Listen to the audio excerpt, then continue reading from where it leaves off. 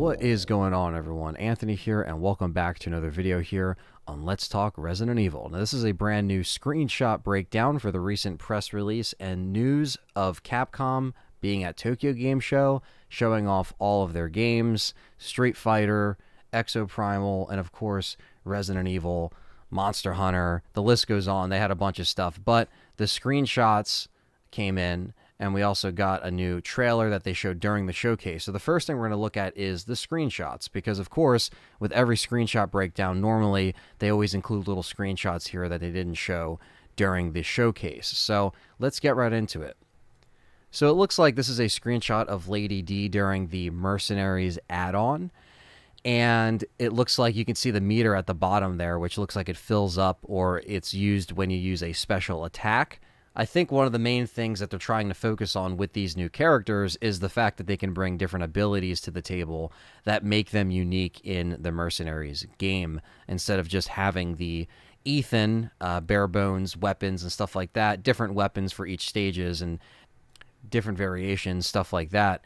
But now we have more abilities with these new characters, and it looks awesome. And again, she towers over everyone, so fighting this way is going to be very interesting for sure. Next up, we have Chris Redfield doing his, classic boulder punch to the face. We obviously saw that he does have strength for his abilities, so it does seem like you can use this when you have a bunch of enemies around you. You're getting surrounded, just like the screenshot is showcasing. What can I say? I'm very happy to see Chris come back in Mercenaries mode. I thought he should have been there from the start, so it's cool to see they're finally adding him in here, and hopefully he has a good arsenal as well. It's cool to see that even someone like Chris Redfield, who's, not this house leader, is still getting certain abilities that they added, because they could have easily put Chris Redfield in here and not given him any extra abilities. But again, punching strength. It's all from that boulder, so. Next up, we have some Shadows of Rose screenshots here. This looks like it's inside the castle, of course, inside the consciousness of the Mega Mycete, and these enemies are appearing. Now, we do see that there is some more abilities that Rose can use against these enemies. Now, of course, this is in third person, and we know that the DLC is only in third person, so it looks like we're just seeing some more screenshots of that. Clearly, in this Mega Mycete area, it does seem like a bunch of enemies can just spawn wherever they please, and they're also trying to take Rose out. The next up, we have an attack from one of these monsters here, grabbing her. It looks like it's like pulling her face in, which obviously looks very, very weird and unsettling, especially the claws. If you look at those claws right there, that looks pretty crazy. Yeah, this looks like an attack when you're getting grabbed, similar to like when you get grabbed by the zombie, but this thing looks like it's actually trying to suck face, quite literally. Now, of course, this is getting attacked in the third-person perspective, so this looks like, either a death scene, or it's when you just get grabbed by one of them and they do damage. But again, looks very cool in the third-person perspective. Now, up next, we see some of Rose's abilities here. This looks like a flower type thing that looks like it's part of the environment. Everything looks like it's growing all around, and that's where the enemies are spawning from. Now, it looks like from the trailer we were able to see her use, these freeze powers where she can freeze enemies. So I wonder if that's what she's using here. It looks like she's doing something to the pod. But yeah, it looks very interesting. I don't think we've seen anything like this yet in Village art-wise, and yeah, it looks like a pod. It either looks like it's something you have to destroy, which is that middle piece right there, or something spawns from this little pod here, or portal. I don't even know what you would consider this thing, but yeah, looks very, very interesting. And again, showcasing more of Rose's powers. Like I just mentioned, she can freeze enemies, something they showed today at Tokyo Game Show in-game, and it's in the trailer as well. So it looks like you're in the castle and she's getting overrun. But, seeing this stuff in the third-person perspective is really cool, because, again, it makes it seem like they really wanted you to experience this DLC in a certain way. Something that does make it a little bit different than the first-person perspective that we got. So Capcom taking this approach and obviously making it a little bit of a different vibe with this third person going in here. I do like it. It does seem like they're trying to, really push this as potentially where Resident Evil is going to go in the future. Now, of course, how the enemies are, how the story is, how the DLC is, that is something that I will find out next month when we all get our hands on it and I can actually, judge it for the story, judge it for where it's going. But I do appreciate that they're adding different abilities for Rose, considering that, this isn't Ethan. This is someone that does have these powers, that does kind of, take things into a different direction and a different vibe overall. And moving on here, we have Rose holding a gun, which looks like it's a similar shot that we saw in the last trailer. So she will be using,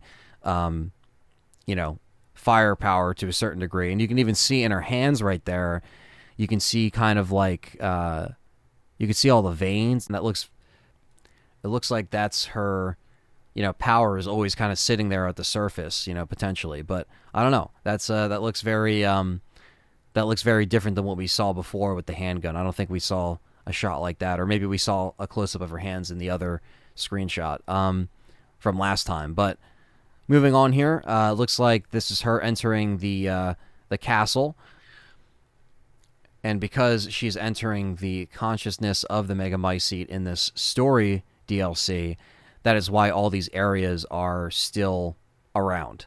So it's not like they're around in real time. It's because of what they're trying to show you with the story. And yeah, it looks like we're going to be in the castle for a decent part of this, or at least a chunk of it anyway.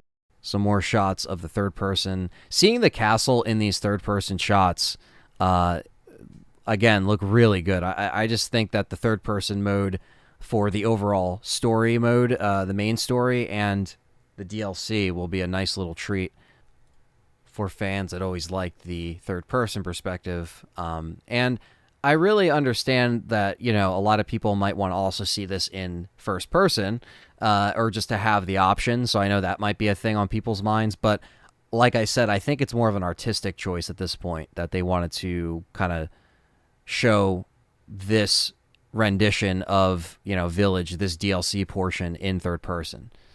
So let's go on here. We get into some screenshots of the third-person mode with Ethan. So speaking of third-person mode, this is a shot of Ethan, the back of his head. It looks like he is rendered. He has a face. And looks like he's using his defense button, which kicks or guards, and he's kicking them out of the way. Again, it's really cool to see all this perspective here. To see, Ethan in third person is always a treat. And now it's not a mod or anything like that. It's actually happening. So, again, it'll be fun to stream. It will be really fun to go through this again, kind of like the first time, seeing it in a different perspective. Really cool. Looks really good. This screenshot right here looks awesome. This is him guarding himself with the shotgun, and it looks like he's being overrun again. It shows how, amazing it looks in third person as well as first person. The RE engine holds up very well, and yeah, this just looks like another perspective shot of that. And this is Ethan also being attacked but taken to the ground by the big guy here. And again, it looks very cool just to see the different animation styles, the different things. They did show a little bit more of the third-person perspective in the actual trailer too, and some of these screenshots being new to that as well. And yeah, it's just really cool to see different actions, different animations, all in the third-person perspective. This one right here is a cool screenshot as he aims down to blow up the barrel in the little cave area here. And yeah, this looks awesome, just seeing the different animations and perspectives with Ethan being the main character of all people. It's very cool to see. And I'm really excited to get through this thing again in third person, Same thing here. This screenshot is him opening the eye, the face, the mask puzzle, whatever you want to call it, the eye puzzle, and just to see him actually lift his hand up to put that in there. It's not just floating hands anymore. So this is just showing him getting through the door and moving on through the castle. So that is it for the screenshot breakdown of the Resident Evil Village Tokyo Game Show stuff. And I know it wasn't a lot of new stuff. Some of the screenshots were things that weren't shown in the trailer, so I wanted to obviously showcase that and, you know, let you guys know that it's out there and that stuff exists. And yeah, who knows? We might even see some more in October with the Resident Evil showcase that they announced today. So they are going to be having that in October. I don't think they have a date yet, but it looks like we are going to have another Resident Evil showcase where it's just Resident Evil, and it's going to be showing all the goodies we want to see. So that's it for the screenshot breakdown, guys. Check out the trailer breakdown if you haven't yet. I'm going to be putting that out right after this. So thank you guys, and I will catch you in the next one. Don't forget to smash that like button, subscribe, and stay tuned as the autumn of Resident Evil continues. A big shout out to everyone that supports the channel on Patreon and YouTube memberships. YouTube members grants you access to vote on content with custom badges and emojis. Now Patreon gives you voting on content and even more. You can gain access to uncut recording sessions, exclusive Patreon shows, and live hangouts. Tiers start at just $1. Thank you so much for your love and support, and I will catch you next time.